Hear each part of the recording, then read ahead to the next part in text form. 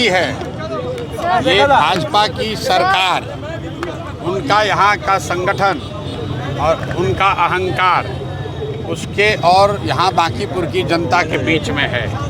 तो चाहे वो जितने लोगों को डरा लें, उनको अरेस्ट कर लें, धमकी दे लें, पैसा देकर खरीदने की कोशिश कर लें, इस बार ये दाव नहीं चलने वाला है।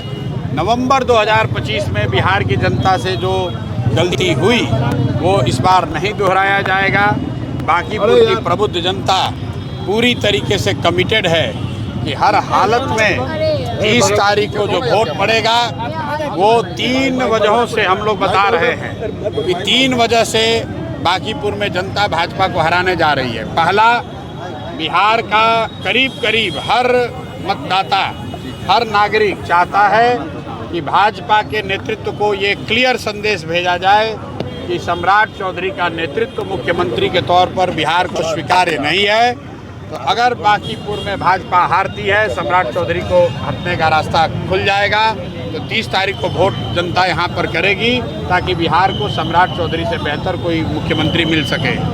दूसरा, जिस भाजपा ने बांकीपुर और बिहार के मतदाताओं का, जनता का अपमान किया है, ये कहा है कि हम कुत्ता बिल्ली को भी खड़ा करेंगे, यहाँ के लोग हम ही को वोट देंगे, उस अपमान का बदला इस बार जनता वोट से लेगी। उस अहंकार को चकनाचूर करेगी।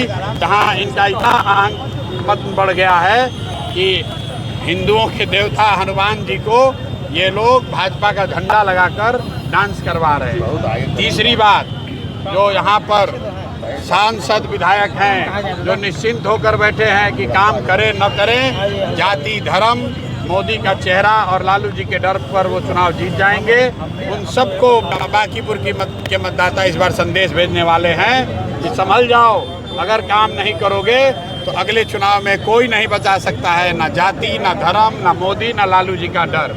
और सबसे बढ़ के एक और कारण भाजपा ने अपने अहंकार में जोड़ लिया है। कल आपने देखा देश के बच्चों को, आपके हमारे भाइयों को, बच्चों को जिस तरह सरकार ने कल डंडे से पिटवाया है, मारा है, उनके साथ जो अत्याचार हुआ है, उसका जवाब बांकीपुर की जनता यहाँ पर वोट के माध्यम से देगी।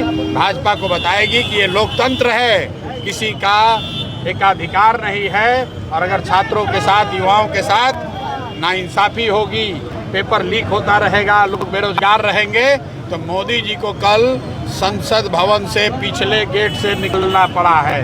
ये लोगों की ताकत है। तो जब मोदी जी को पिछले गेट से निकलना पड़ा तो ये बिहार में जो छुटभैया नेता लोग जनता को या जन स्वराज से जुड़े हुए लोगों को डराने की कोशिश कर रहे हैं, वो संभल जाएं। 30 तारीख को कोई नहीं बचा सकता है। जो जनता ने निर्णय कर लिया है वो अटल है। भाजपा पूरी तरीके से यहाँ पर हारने जा रही है, इसमें कोई किंतु परंतु नहीं है। बीजेपी लेकिन 40-40 स्टार प्रचारक को उतार के रखती है। मेरे भाई, कल पार्लियामेंट में प्रधानमंत्री थे, 300 से ज़्यादा भाजपा के सांसद थे और निहत्थे बच्चे, निहत्थे देश के युवा जब खड़े हो गए तो उनके सामने कुछ नहीं टिका। कल जो आपने जंतर मंतर पर देखा है वो सिर्फ ट्रेलर है।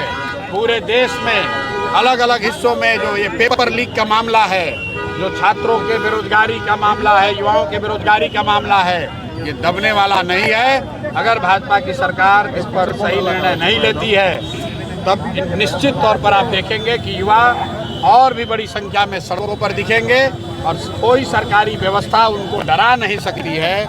एक सोनम वांगचुक 30 दिन का निहत्था आदमी, 30 दिन के उसके अनशन ने पूरे देश को उद्वेलित किया है।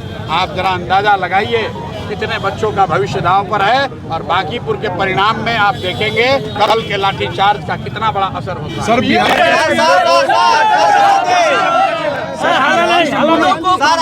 पीएम मोदी का इस्तीफा मांगा जा रहा है। पीएम मोदी का इस्तीफा मांगा जा रहा है जंतर मंतर पे। भाई, आप बच्चों को मरवाइएगा तो जिन बच्चों ने और उनके माता पिता ने मोदी जी को वोट देकर प्रधानमंत्री बनाया है, निश्चित तौर पर इस्तीफा मांगेंगे। बच्चों ने, देश के युवाओं ने तो धर्मेंद्र प्रधान का इस्तीफा ही मांगा है। अब मोदी जी धर्मेंद्र प्रधान को नहीं हटाना चाहते हैं या शिक्षा माफिया पर कार्रवाई नहीं करना चाहते हैं, जो पेपर लीक हो रहा है उसको नहीं पकड़ना चाहते हैं, तो निश्चित तौर पर अगर आप अपराधियों को, गुनाहगारों को बचाएंगे तो जो युवा है वो तो मोदी जी के खिलाफ में जाएगा ही। कल किसी पत्रकार ने अच्छा कहा कि जब अनशन और प्रोटेस्ट कल शुरू हुआ तो गुस्सा लोगों का धर्मेंद्र प्रधान के प्रति था, लेकिन शाम होते होते जिस तरह की बर्बरता पुलिस ने दिखाई वो सारा गुस्सा सरकार और मोदी जी के खिलाफ हो गया। और ये सिर्फ जंतर मंतर पर नहीं हुआ है, देश के कोने कोने में युवा साथी बात कर रहे हैं। जिस तरह से युवाओं को पिटवाया गया है ये बांकीपुर में भी दिखेगा, बंगलोर में भी दिखेगा, केरल में भी दिखेगा, गुजरात में भी दिखेगा। एक सीट जीतने पे सर क्या बिहार बदल सकेंगे आप? एक सीट जीतने का खेल ही नहीं है। आप भाजपा को यहाँ हारने दीजिए, भाजपा अपने मुख्यमंत्री को नहीं बचा पाएगी, अपने अहंकार को नहीं बचा पाएगी। आप एक सीट की बात कर रहे हैं।